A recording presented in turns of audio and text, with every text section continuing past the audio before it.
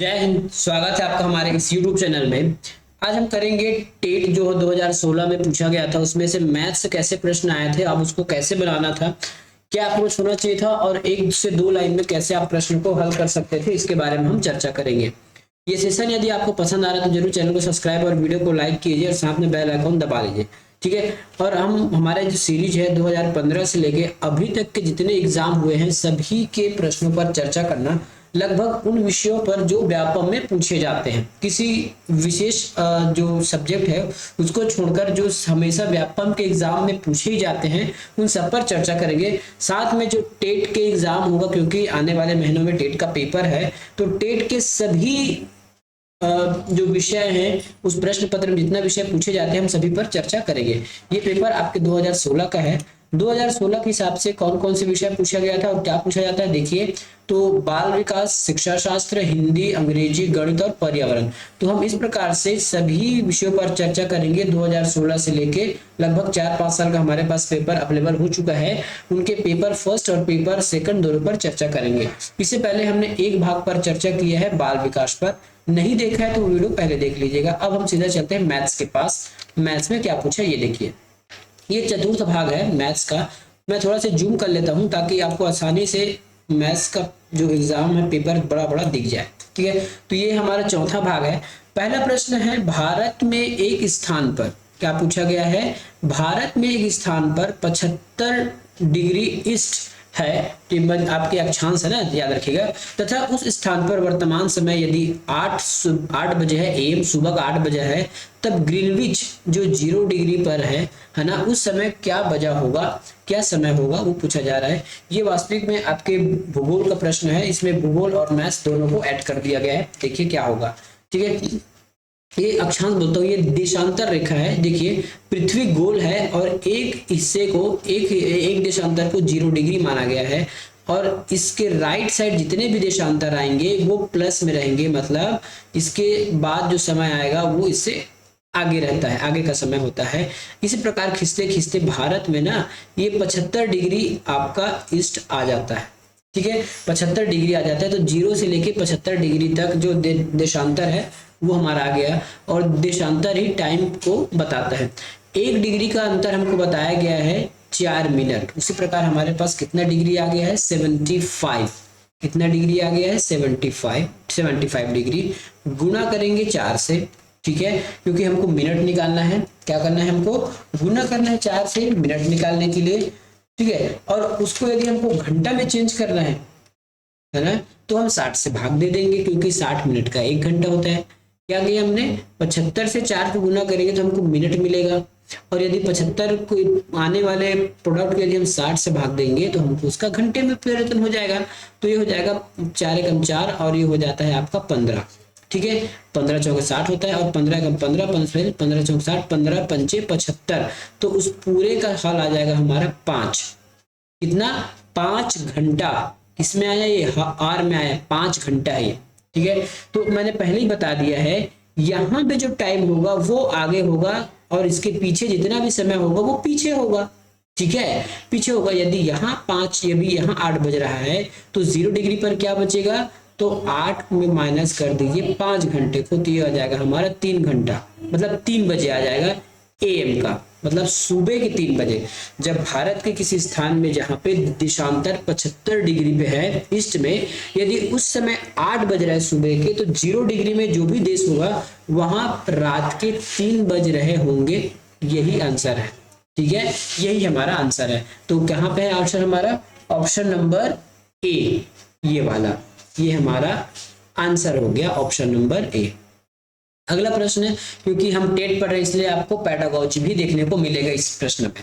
ठीक है। तो पैडागोजी के साथ साथ हम प्रश्न को बनाना शुरू करेंगे। विशिष्ट उदाहरणों से सामान्यीकरण की ओर बढ़ना जाना जाता है आगमन विधि, निगमन विधि, वैज्ञानिक विधि और सामान्यीकरण विधि। तो इसका आंसर कौन सा हो जाएगा, तो इसका हमारा आंसर हो जाएगा ऑप्शन नंबर ए, आगमन विधि। ठीक है। और हम आपको जितना भी उत्तर बता रहे हैं वो फाइनल आंसर पर डेडिकेटेड है। फाइनल आंसर को ही आधार मानकर हम आपको सभी उत्तर बता रहे हैं। ठीक है। तो ये हो गया हमारा 92 का आंसर। अगला प्रश्न है, 5 संख्याओं का औसत 80 है, इनमें से एक संख्या को यदि हम हटा लेते हैं, यहाँ पे एक लिखा है ना, एक संख्या को हटा लेते हैं तब शेष और तब बाकी का जितना भी संख्या बचता है, मतलब 4 संख्या बच जाएगा, तो 4 का औसत 90 है। हटाई गई संख्या क्या होगा ये डाल दीजिए। औसत का फार्मूला आपको पता ही होगा, औसत का फार्मूला ये होता है, ये एवरेज है, ठीक है।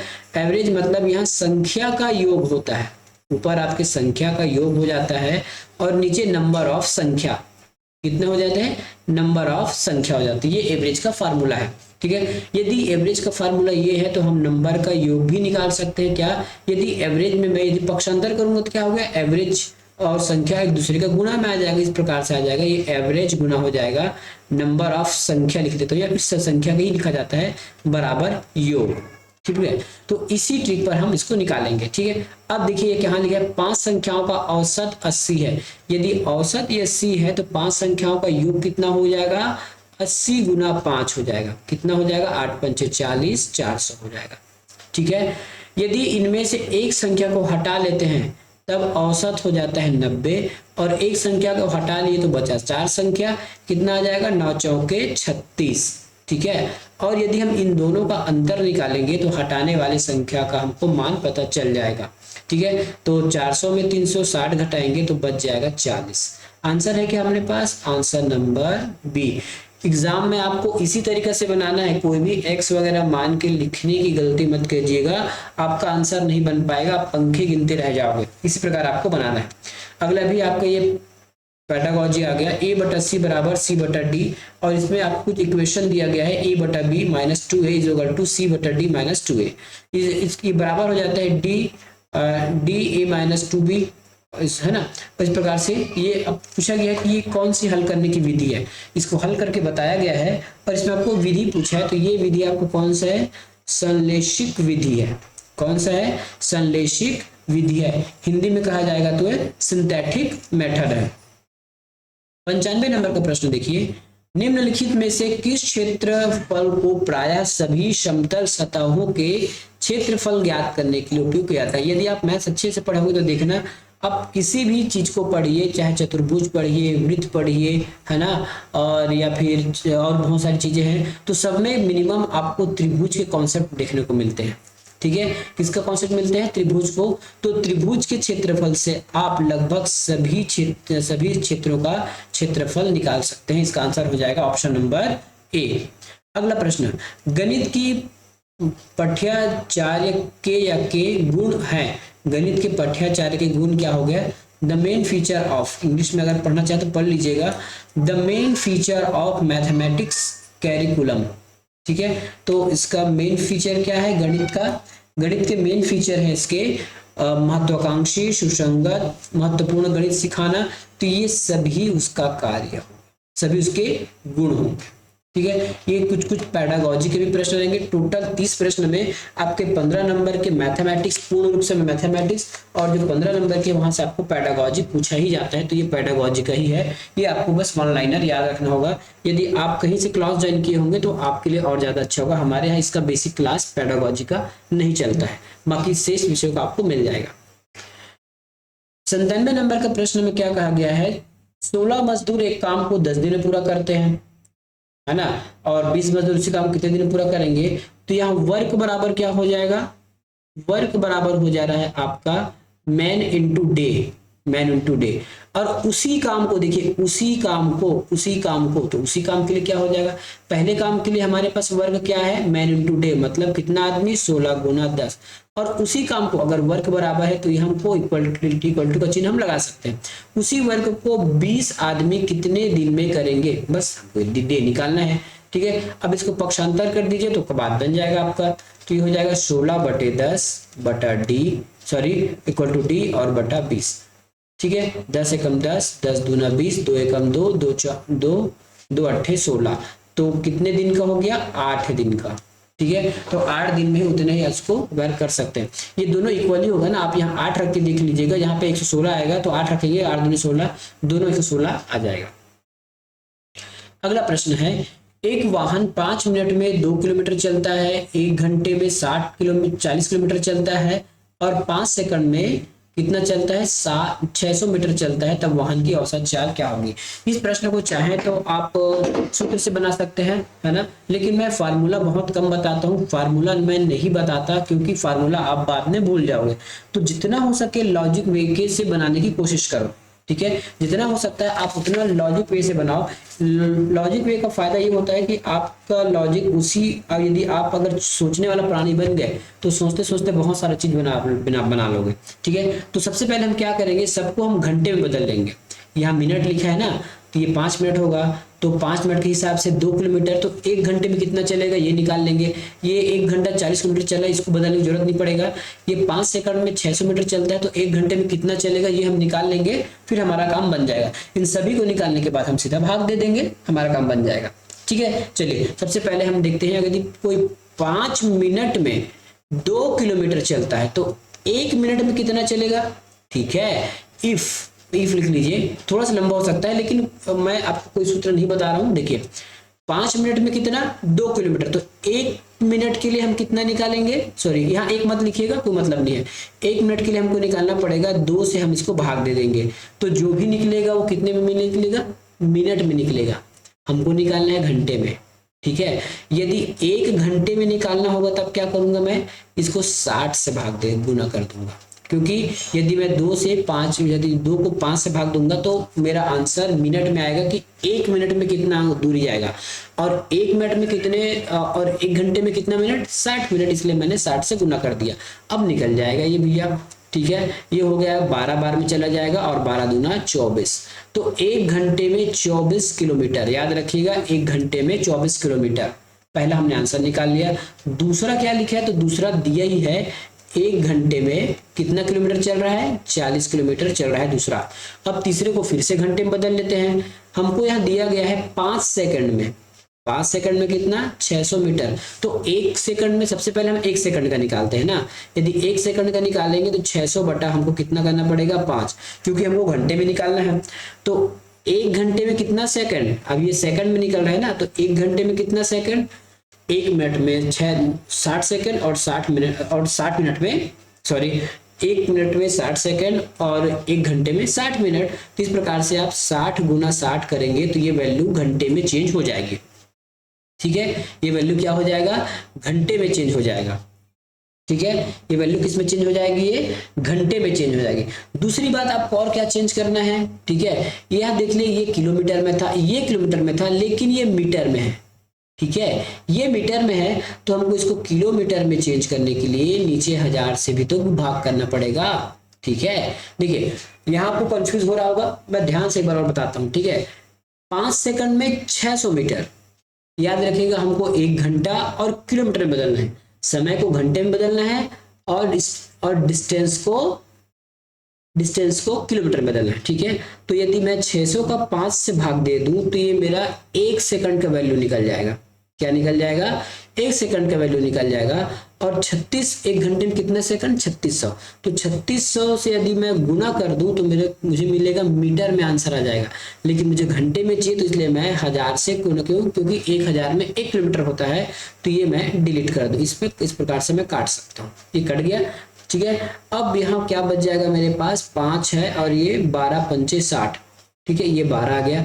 12 को 6 6 के 36 से गुना कर देंगे तो आंसर क्या आ जाएगा हमारे पास, ये आ जाएगा हमारे पास 432 आ जाएगा, 432। मतलब मैं ये कह सकता हूँ कि जो दूसरा स्पीड है 1 घंटे में 432 किलोमीटर चला। पहले में 1 घंटे में 24 किलोमीटर, दूसरे में 1 घंटे में 40 किलोमीटर, तीसरे में 1 घंटे में 432 किलोमीटर। अब तीनों को जोड़ देते हैं और 3 घंटे से भाग दे देते हैं, क्योंकि ये भी 1 घंटा, ये भी 1 घंटा, ये भी 1 घंटा, ठीक है। तो अब देखिए 432 को ऐड कीजिए, 432, 40 और 24 तीनों को जोड़ेंगे तो ये हो जाएगा हमारा 496 हो जाएगा, 496 बटा 3, ठीक है, बटा 3 भाग देंगे तो ये हो जाएगा 165.33 किलोमीटर। ऑप्शन नंबर सी, ठीक है। ये चाहे तो आप किसी भी सूत्र से बना सकते हैं, लेकिन सूत्र आपको भूल जाएगा, इसलिए मैं आपको सूत्र नहीं बताया था। अब कई लोग का दिमाग चलेगा सर कि आपने ये 2 किलोमीटर वाले में 1000 से क्यों भाग नहीं दिया, क्योंकि ये ऑलरेडी किलोमीटर में है ना भैया, इसलिए हमने 1000 से भाग नहीं दिया, और नीचे वाला मीटर में था इसलिए 1000 में हमको भाग देना पड़ा। ठीक है, तो आंसर ऐसा बनाना है लॉजिक वे में। सूत्र बनाना भूल जाइए, सूत्र से कोई चीज यदि सूत्र बना लेते तो सब पास हो जाते, सूत्र भूल ही जाता है। और कब कौन सूत्र लगाना यही याद नहीं रहेगा तब कैसे करोगे, सूत्र याद भी रहेगा लेकिन कौन सा कब लगाना है नहीं पता तब कैसे करोगे, इसलिए बिना सूत्र के ही काम चलाओ। चलिए अगला आपका पेडागोजी का प्रश्न आ गया, वर्तमान पाठ्याचार्य के दोष हैं, वर्तमान पाठ्याचार्य के दोष हैं। तो इसका पाठ्याचार्य मतलब होता है आपका कैरिकुलम, मतलब आप क्या पढ़ा रहे हैं इसका क्या दोष है। तो इसका दोष क्या है, तो इसका दोष है आपके पाठ्य पुस्तक केंद्रित, ठीक है, क्या है, पाठ्य पुस्तक केंद्रित, विषयों में सहसंबद्धता का अभाव, लचीलेपन का अभाव, तो ये सभी का दोष है। ठीक है, इसका दोष है, ये सभी का दोष है। अगला प्रश्न देखते हैं। अगला प्रश्न है, ये भी आपके पेडागोजी से संबंधित है। राष्ट्रीय पाठ्याचर्या की रूपरेखा एनसीएफ 2005 अधिगम के रचनावादी उपागम पर बल देती है क्योंकि वह खाली स्थान पर केंद्रित है। ठीक है, किस पर केंद्रित है, खाली स्थान पर केंद्रित है। और इसका आपको आंसर बताना है। तो इसका आंसर क्या है, परिभाषाओं और सूत्रों को याद कराने में, तो वैसा बिल्कुल नहीं है भैया। नियमित गृह कार्य जमा कराने में, तो ये भी नहीं है। गतिविधियों में शामिल करते हुए शिक्षार्थियों की सक्रिय भागीदारी, तो ये है इसका मूल उद्देश्य। शिक्षा द्वारा प्रभावी व्याख्यान और अनुदेश, तो ये बच्चों के लिए ऐसा नहीं होता। ये हमारा आंसर हो गया।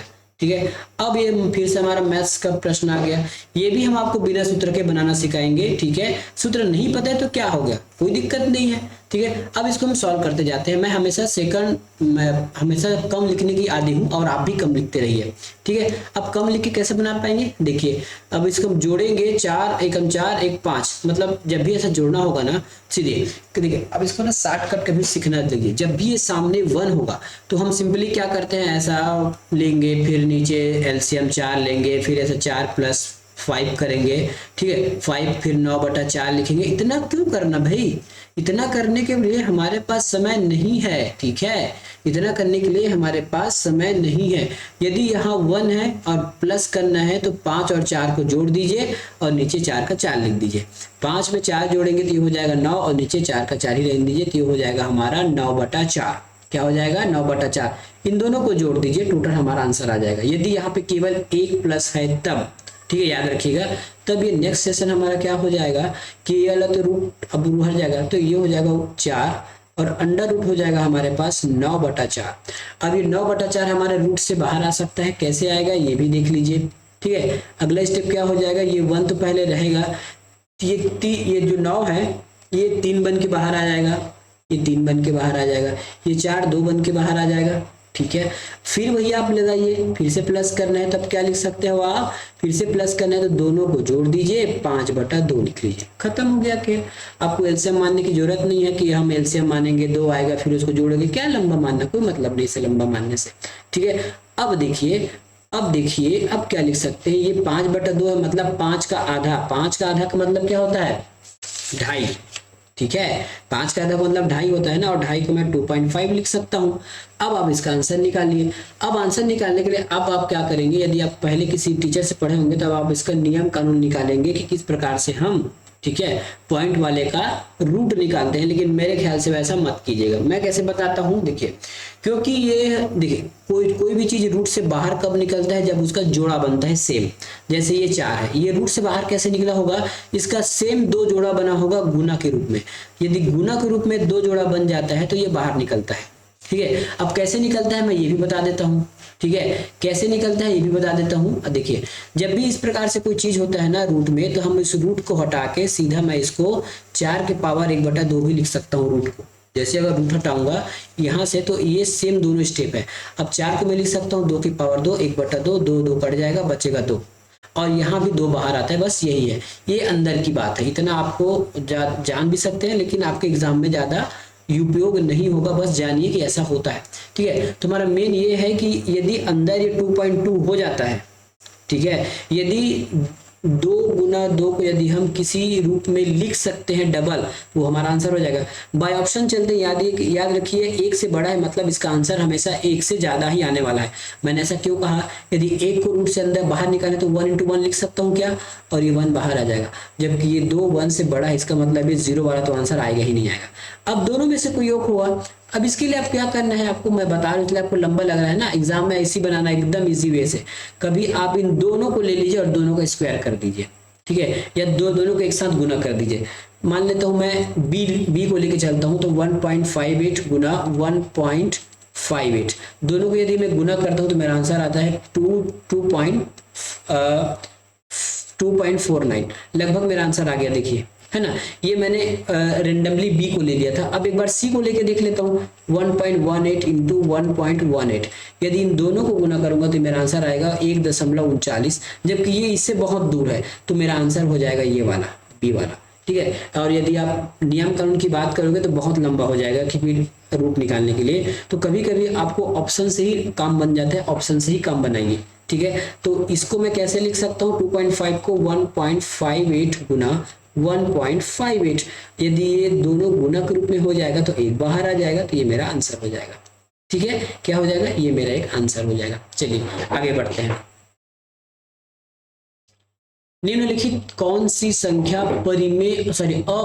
अपरिमेय का एक ही मतलब होता है जिसको आप P बटे Q के रूप में नहीं लिख सकते, और Q आपके P और Q 0 नहीं होना चाहिए, और दोनों आपके एक पूर्ण संख्या होना चाहिए, ये पहला है। दूसरा अपरिमेय संख्या वो है जो रूट से बाहर ना आए, यदि जैसे √2 है तो रूट से बाहर नहीं आएगा, इसका कोई इलाज नहीं है, ये हमारा अपरिमेय है ना। और बाहर नहीं आएगा तो ये पूर्ण संख्या भी नहीं होगा, सीधी सी बात है। यदि ये बाहर नहीं आएगा तो ये पूर्ण संख्या भी नहीं होगा, इसलिए ये परिमेय संख्या है। अब एक एक को हम सॉल्व करके देख लेते हैं भैया। ये 3.33 लिखा है तो मैं इसको क्या लिख सकता हूँ, 3.3/9, सॉरी 3, इसको दशमलव मत बोलिए, ठीक है, इसको लिखिए 3 सही 3/9 में इसको लिख सकता हूँ, ठीक है। 3 एकम 3, 3 तिया 9, तो ये हो जाएगा आपका 3 सही 1/3, तो ये हमारा परिमेय संख्या है, अपरिमेय नहीं है, ये हमारा परिमेय संख्या है, ठीक है। उसी प्रकार इसको हम कैसे लिख सकते हैं, तो 5.63 है, इसको आप 9 लिख लीजिए, ठीक है। इसको हम क्या लिख सकते हैं, 9 लिख सकते हैं। तो ये भी देखिए यहाँ प्लस का साइन भी लगा सकते हैं, नहीं लगाएंगे तो भी चलेगा, तो ये भी मेरा एक परिमेय संख्या है, ठीक है। ये भी मेरा क्या है, एक परिमेय संख्या है। लास्ट डी को चेक करते हैं, किसी हमारा आंसर है, मैं बताऊंगा क्यों, ठीक है। अब डी को अगर हम चेक करते हैं तो डी को हम कैसे लिख सकते हैं, ये 4 का पावर होगा, ठीक है। ये 4 का 4 बार गुना करोगे तो 256 होता है, मतलब 16 छक्के 16, तो ये हो जाएगा आपका 4 के पावर 1/4, सॉरी क्या हो जाएगा, 4 का पावर 4 है। इसको मैं निकाल के बताऊंगा ना, सीखो अभी, बस इसको मैं कुछ जगह ज्यादा लगे इसलिए पहले इसको सॉल्व कर देता हूँ। तो 4 का पावर 4 और 1/4 गुना 16 को आप, क्योंकि ये नीचे में है, ठीक है, जब भी यदि पावर यदि माइनस में होना तो ये मान लीजिए कि वो नीचे वाली संख्या है, ये नीचे वाली संख्या है, तो 16 को हम नीचे ले आते हैं, नीचे लाएंगे तो माइनस हट जाएगा। इसको हम कैसे लिख सकते हैं, 2 की पावर 4 लिख सकते हैं, क्या लिख सकते हैं, 2 की पावर 4 लिख सकते हैं, और इसका भी 1/4 है, तो ये 4 कैंसिल, ये 4 कैंसिल, ऊपर बटा 4 नीचे बटा 2, 2 एकम 2, 2 दूनी 4, इसका आंसर आ गया 2। तो ये तो हमारा परिमेय संख्या होगा, ये हमारा अपरिमेय संख्या कैसे, हम आपको बता देता हूँ अब इसको कैसे अपरिमेय संख्या, ये भी देख लीजिए। ये 81 है ना, तो 81 को मैं लिख सकता हूँ 9 की पावर 2, 9 ने 81 हो जाएगा, और पावर में 1/2।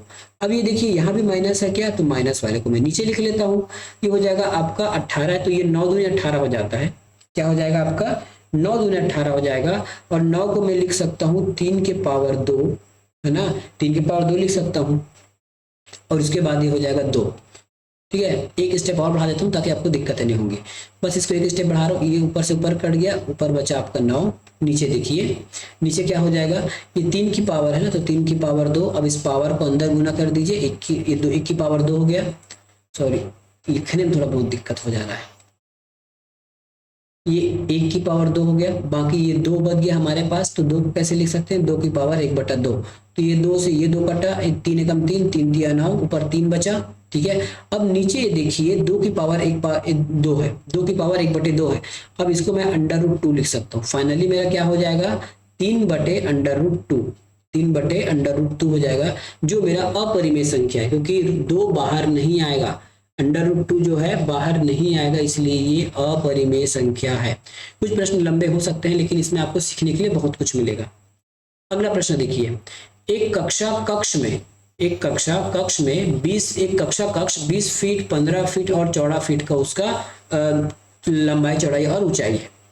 60 छात्रों को बैठने की क्षमता है। यदि एक छात्र 50 घन फीट स्वच्छ हवा की आवश्यकता है, तब आवश्यकता से अधिक कम कितनी हवा उपलब्ध है। ठीक है, आवश्यकता से कितना कम हवा उपलब्ध है हमको ये बताना है। ठीक है, तो सबसे पहले हम यदि पूरे कमरे का वॉल्यूम निकाल लें और उसके बाद कितने छात्रों को वॉल्यूम पड़ रहा है हम ये देख लेते हैं ना। तो पूरे कमरे का यदि हम वॉल्यूम निकालेंगे, वॉल्यूम को मैं 20 से दिखाता हूँ। वॉल्यूम के लिए हम करेंगे 20 गुना 15, ठीक है, गुना 12, इन सभी को गुना कर दीजिए। सभी को गुना करेंगे तो हमारा आंसर क्या आ जाएगा, ये ध्यान से देखिएगा। सभी को गुना करेंगे तो हमारा आंसर आ जाएगा 3600। 12 दूनी 24, 24 और 15 गुना करेंगे तो ये हो जाएगा आपका 3600। तो 3600 क्या है, उसका रूम का वॉल्यूम है। ठीक है, 3600 क्या है, रूम का वॉल्यूम है। अब एक छात्र कितना जगह ले रहा है, मतलब एक छात्र के लिए वायु 50 घन फीट चाहिए। कितना चाहिए, 50 घन फीट चाहिए। तो 60 छात्रों के लिए कितना चाहिए, तो 60 गुना 50 कर देंगे क्या, तो ये हो जाएगा आपका 00 और 6 पंचे 30, मतलब 3000 स्क्वायर फीट हमको 60 छात्रों के लिए हवा चाहिए। ठीक है, और रूम कितना बड़ा है हमारा, 3600 स्क्वायर फीट, ये बड़ा है, मतलब उसका घन फीट उसका वॉल्यूम है। तो कहीं ना कहीं ये ज्यादा हवा है हमारे पास। हवा कितना है, 3600 है ना, 3600 CFT हमारे पास हवा है। और टोटल बच्चों को कितना चाहिए, 3000। तो अंतर कितना है, 600।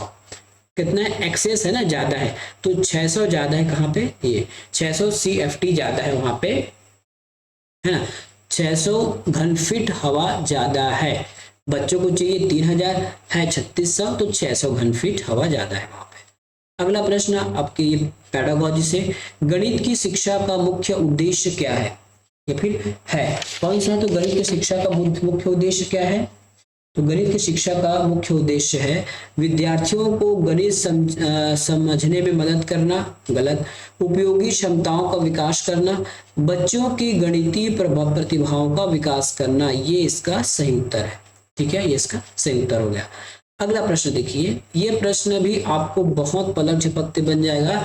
आप किसी भी प्रकार का, ठीक है, इसमें कुछ भी मानने की जरूरत नहीं पड़ेगा। देखिए, जनरली हम इसको क्या करते हैं, एलसीएम लेते हैं। तो एलसीएम क्यों लेना भैया, आपको पता है ना, ये बोर्डमास का नियम है। ये वाला हम जो सर्पाकार कोष्ठक को पहले सॉल्व करेंगे, तो ये 5/2 मतलब आधा, मतलब 2.5 है।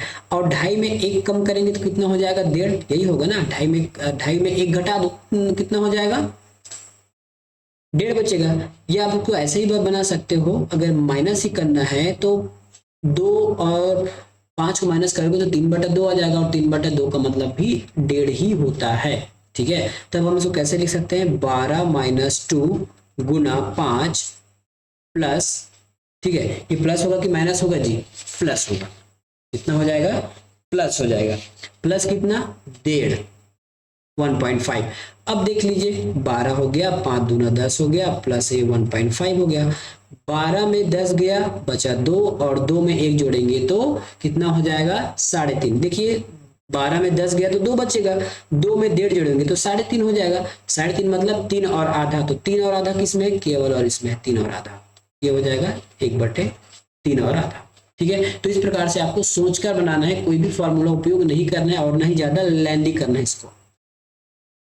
निम्न में किसका विकास स्कूल में गणित शिक्षा का उद्देश्य नहीं है।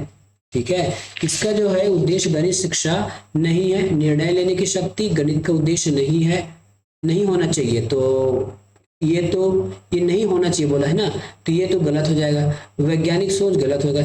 याददाश्त की क्षमता ये नहीं है।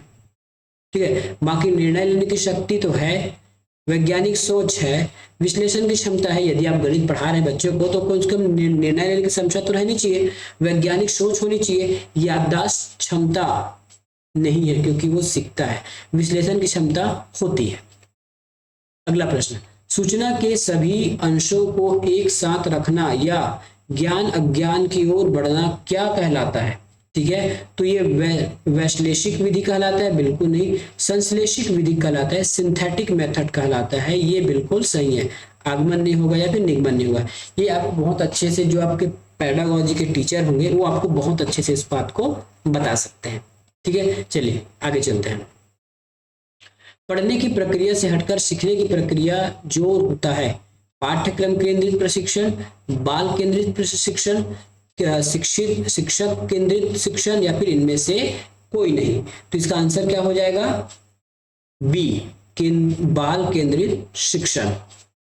अगला आपका पेडागोजी का प्रश्न है, ये थोड़ा बड़ा हो गया, मैं हटा दूंगा ना, नीचे दिखाऊंगा तो आपको स्क्रॉल करूंगा तो एक ऑप्शन दिख जाएगा।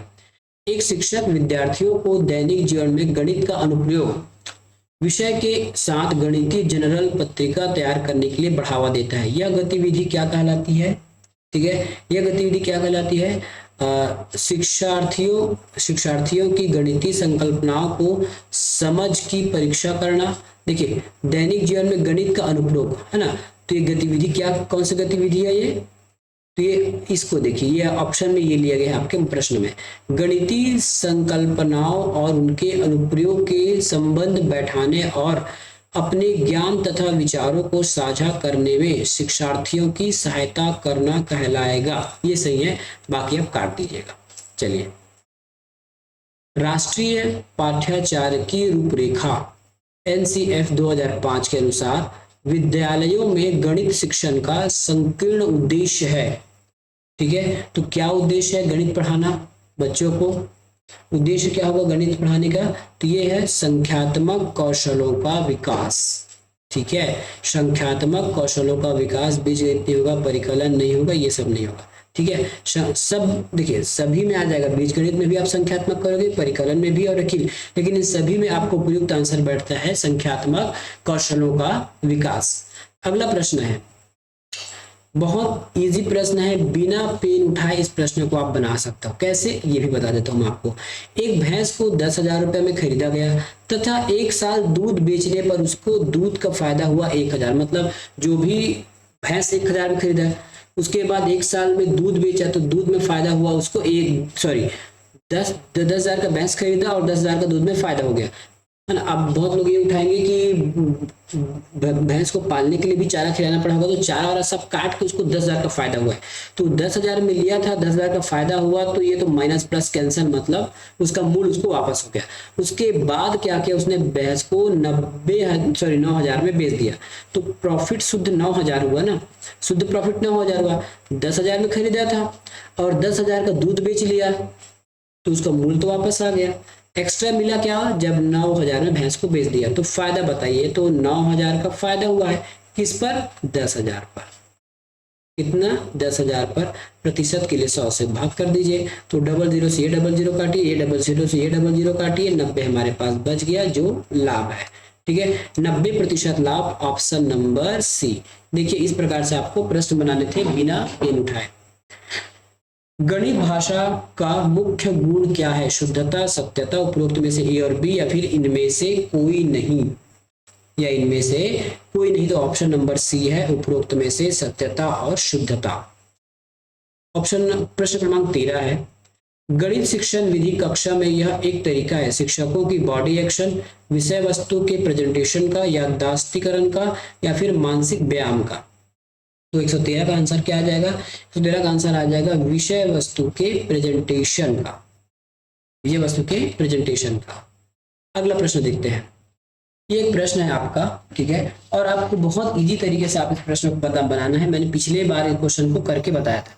यदि दो संख्याओं का एलसीएम और एचसीएफ, ठीक है, दो संख्याओं का एलसीएम और एचसीएफ क्रमशः 30 और 3 है, तब इन संख्याओं के लिए निम्न में से कौन सा संभव नहीं है। ठीक है, आपको एलसीएम और एचसीएफ दे दिया गया है और दो संख्याओं के बारे में बात किया गया है, तो इनमें से कोई एक संख्या संभव नहीं हो सकता। याद रखिएगा, जो एचसीएफ है, ये एचसीएफ है ना, एचसीएफ के हमको क्या दिया गया है, 3, तो एचसीएफ हमेशा दोनों संख्या हो या दो संख्या हो, तीन संख्या हो, चार संख्या हो, सभी संख्या को निपटा देता है, मतलब उसको पूरा पूरा भाग देता है। एचसीएफ याद रखिएगा, ठीक है, बनाने का यही एक रूल है। एचसीएफ सभी संख्या को भाग देता है। 10 क्या 3 से कट जाएगा? बिल्कुल नहीं। 15 कट जाएगा 3 से, 5 या 15, 3 कट जाएगा। इसके हिसाब से हमारा ये 10 उसमें से एक संख्या नहीं हो सकता। Answer number option number A. अगला प्रश्न है, निम्न में से कौन सा सत्य नहीं है? विद्यार्थी अपने व्यवस्थित ज्ञान का निर्माण कर सकते हैं अपने को सम्मिलित कर खाली स्थान में। ठीक है, तो इसका आंसर हो जाएगा बी, आत्म परीक्षण में। क्या हो जाएगा? आत्म परीक्षण में। अगला प्रश्न देखिए, यदि मूलधन आधा कर देते हैं, दर को हम दोगुना कर देते हैं, समय को कोई चेंज नहीं कर सकते मतलब अचर रखा जाता है, तब पुराने एसआई और नए एसआई में मतलब पुराने साधारण ब्याज और नए साधारण ब्याज का अनुपात क्या होगा? इसको केवल और केवल फार्मूला की बनाने की जरूरत नहीं है, बिना फार्मूला के ही बना सकते हो, या फिर फार्मूला में आपको मान भी नहीं रखना है, हम बिना मान रखे फार्मूला से बना के दिखाएंगे। साधारण ब्याज एसआई का फार्मूला क्या होता है? आपके पास होता है पी गुना आर गुना टी बटा 100। ये आपके पुराने एसआई हो गए, ठीक है। अब क्या कहा गया है, देखिए सॉरी, इसमें आपको क्या निकालना था? रेशियो निकालना है ना, तो जब भी रेशियो निकालना होगा दो ऐसे बिंदी लगा देना। अब क्या कहा रहा है कि दर को दो गुना कर देते हैं, तो दर को दो गुना करेंगे, पी को ज्यों को त्यों रखना है और अचर को ज्यों को त्यों रखना है, किसको? टाइम को, तो पी ज्यों का त्यों रहेगा, ठीक है। कहीं और लिखेगा, दर को दो गुना कर दिया जाता है तथा मूलधन का आधा, सॉरी मूलधन का आधा बोला है तो मूलधन का आधा करेंगे तो ये मूलधन आधा हो जाएगा, दर को दुगुना करेंगे तो ये 2r हो जाएगा, ठीक है। और समय तो जेब करते हो भैया, कोई चेंजेस नहीं है, नीचे 100 तो रहेगा ही रहेगा। अब देखिए क्या अंतर आया, ये 2 से ये 2 कट गया, तो हमारे पास पुराना एसआई था पी आर टी बटा 100 और नया एसआई क्या आ जाएगा? P गुना आर गुना टी बटा 100। कोई चेंजेस दिखने को मिल रहा है क्या? नहीं, तो दोनों को आप एक से काट दिए तो 1.1, मतलब दोनों में कोई अंतर नहीं आएगा, है ना। पहला एसआई और दूसरा एसआई का जो रेशियो है वो 1:1 ही कहलाएगा, उसमें से कोई भी अंतर आपको इसमें देखने को नहीं मिलेगा, ठीक है, कोई अंतर आपको इसमें देखने को नहीं मिलेगा। अगला प्रश्न चलते हैं, एक घन फुट मिट्टी का माप 50 किलोग्राम है, यदि 5 फीट लंबा, 4 फीट चौड़ा और 3 फीट गहरा बगीचा को भरना है, तब कितना मिट्टी चाहिए? ठीक है, कितना मिट्टी चाहिए ये हमको बताना है, कितना मिट्टी चाहिए। सबसे पहले ये देख लीजिए कि घन फुट का मतलब क्या होता है। मान लेते हैं 1 फुट है ना, तो 1 फुट लंबा, 1 फुट चौड़ा और 1 फुट ऊंचा, ये मान लेते हैं कोई हमारे पास कोई बड़ा सा पात्र है या बर्तन है, ये घनाभ आकार में एक पात्र है या फिर बर्तन है, तो इसमें जितना भी मिट्टी आएगा, ठीक है, इसमें जितना भी मिट्टी आएगा उसका किलोग्राम कितना है? 50 किलो है। मैं बनाया तो ये डिब्बा मैंने बना लिया, इसके सारे जो है ना डायमीटर, लंबाई चौड़ाई ऊंचाई सब 1 घन फीट का है या फिर 1 घन फुट का बोल दीजिए, तो इस घन फुट के डिब्बे में यदि हम पूरा मिट्टी भरते हैं तो उस मिट्टी का वजन होता है 50 kg, यही कहा गया है, ठीक है। अब क्या बोला गया है हमको? 5 फीट लंबा, ठीक है, और 4 फीट गहरा, फीट चौड़ा और 3 फीट गहरा बगीचा को भरना है, तो कितना किलो मिट्टी चाहिए? ठीक है, कितना किलो मिट्टी चाहिए यही पूछा गया है, ठीक है। तो इन सबको गुना करेंगे तो हमारा वॉल्यूम निकल जाएगा, ठीक है। और एक वॉल्यूम में मतलब 1 घन फुट में कितना चाहिए? 50 चाहिए, तो आप इसको 50 से गुना कर दीजिए, ठीक है, 50 से गुना करेंगे तो आंसर आ जाएगा। अब नीचे थोड़ा ऑप्शन को ध्यान से देखिए, ऑप्शन हमारे को क्विंटल में पूछा गया है ना कि केजी में। अब इतने को यदि मैं गुना करूंगा तो मेरा केजी में आंसर आ जाएगा, ठीक है। 5, 4 और 3 को गुना करूंगा तो मेरे पास वॉल्यूम आ जाएगा कि इतना वॉल्यूम चाहिए, और एक वॉल्यूम में 50 चाहिए, मैंने 50 से गुना किया, लेकिन पूरा को गुना करूंगा ना तो मुझे केजी में आंसर मिलेगा, क्योंकि मुझे ऑप्शन दिख रहा है क्विंटल में, तो 1 क्विंटल में कितना होता है? 100 kg होता है, तो ये 100 kg। अब इसको सॉल्व कर लीजिए, ये कट गया भैया, या फिर ऐसा नहीं काटना चाहते तो थोड़ा सा रुक जाइए, ठीक है, ये ज्यों करते हो हम इसको काट लेंगे इस प्रकार से। ऐसा नहीं काटना चाहिए तो शॉर्टकट काटिए इसको 50, तो 50 एकम 50, 50 दूना 100, 2 एकम 2, 2 दूना 4, तो 5 दूनी 10, 10 या 30, तो 30 क्विंटल हमको मिट्टी चाहिए, 30 कुंटल कितना चाहिए हमको, मिट्टी चाहिए। तो ऐसा 1 से 2 लाइन में बनाइएगा, और एग्जाम में ऐसे ही बनाइएगा, नहीं तो फिर पंखे गिनते बैठे रहना। गणित विचार क्रम में विकसित किए जा सकते हैं, अनुभव, प्रतीक, चित्र और भाषा। गणितीय विचार निम्न क्रम में विकसित किए जा सकते हैं। तो गणितीय क्रम में कौन से विकसित किए जा सकते हैं? तो सबसे पहले आप करेंगे अनुभव, ठीक है। अनुभव के साथ आप भाषा लिखेंगे, भाषा लिखने के बाद उसका चित्र बनाएंगे, चित्र के बाद उसका प्रतीक बनेगा। तो ये आपका ऑप्शन नंबर डी इसका सही उत्तर होगा। अगला प्रश्न चलते हैं। यदि एक संख्या का 60.25% का मान 964 है, तब संख्या क्या होगी? ठीक है। अब ऑप्शन में देखिए आपको बहुत डिफरेंस दिख रहा है, 1000, 1200, 1500, 1600। तो हम इस 25 को ना थोड़ा समय के लिए नेगलेक्ट कर देते हैं, है ना, नेगलेक्ट कर देते हैं। तो 60% का मान कितना देखते हैं हम? 994 देखते हैं। 60% का मान 994, तो पूरी संख्या ज्ञात करना है। तो एक का ज्ञात करने के लिए हम क्या करेंगे? 964 को 60 से भाग दे देंगे, एक निकलेगा एक का, है ना। और यदि 100 से इसी को गुना कर देंगे तो पूरा 100% या फिर वही मूल संख्या निकल जाएगी। बहुत इजी भैया। चलिए, ये 0 से 0 कटा। अब काटेंगे तो ये 2 से कटेगा तो 3 बार में, और ये कटेगा 5 बार में, ठीक है। ये कटेगा आपका 5 बार में। अब पूरे को फिर सॉल्व कर लीजिए। पूरे को सॉल्व करेंगे तो ये हो जाएगा आपका 3 से ये कट जाएगा, 5 4 10 5, ठीक है। तो पूरा को काटेंगे तो आपको कम से कम 16.6 आ जाएगा, 1606 आ जाएगा, क्योंकि हमने 25% को इग्नोर किया था। वास्तविक में ये 60% नहीं है, हम इसको इग्नोर करके चल रहे थे, इसलिए 1600 के आसपास का जो आंसर होगा वही हमारा आंसर हो जाएगा। चाहते तो आप हम पूरा बना सकते हैं, लेकिन क्यों, जब ऑप्शन हमको दिख रहा है बहुत बड़ा बड़ा गैप है, तो हम इस 25% के चक्कर में काहे लिए ज्यादा गणित का विश्लेषण करें, ज्यादा गणित का गुणा भाग करें, क्या जरूरत है? ठीक है। तो कई बार आपको ऐसे भी बनाने आना चाहिए, ठीक है, ऐसे भी बनाने आना चाहिए। आज का अंतिम प्रश्न है और बहुत ट्रिकी प्रश्न है, मजा आ जाएगा आप लोग। कैसे मजा आ जाएगा ये भी देख ले। जब भी कोई ऐसा प्रश्न आ जाएगा ना, तो इन दोनों को पहले लाइन से लिख लेना, 1 और ये 2, कितने प्लस है? 3 प्लस है, तो 3 ठो ऐसा घर बना लीजिए। अब इस एक दूसरे को जोड़ के लिखिए, इसको जोड़ेंगे तो ये हो जाएगा 3, इसको जोड़ेंगे तो 3 2 5 हो जाएगा, इसको जोड़ेंगे तो 8 हो जाएगा। अब उत्तर बनाना है तो पीछे से स्टार्ट कीजिए और यहाँ तक चलिए, 8/5 आंसर कही है क्या? 8/5 ऑप्शन नंबर बी, ठीक है। तो ये था आपके टेट्स में मैथ से प्रश्न, और जो आपके मैथ्स पैडागोजी से आए थे उस प्रश्न को हमने सॉल्व किया 1 से 2 लाइन में। आशा करता हूँ आपको पसंद आया होगा। इस प्रकार की वीडियो देखने के लिए हमारे चैनल को सब्सक्राइब और वीडियो को लाइक कीजिए। मिलेंगे अगले वीडियो में। धन्यवाद, टाटा, गुड बाय।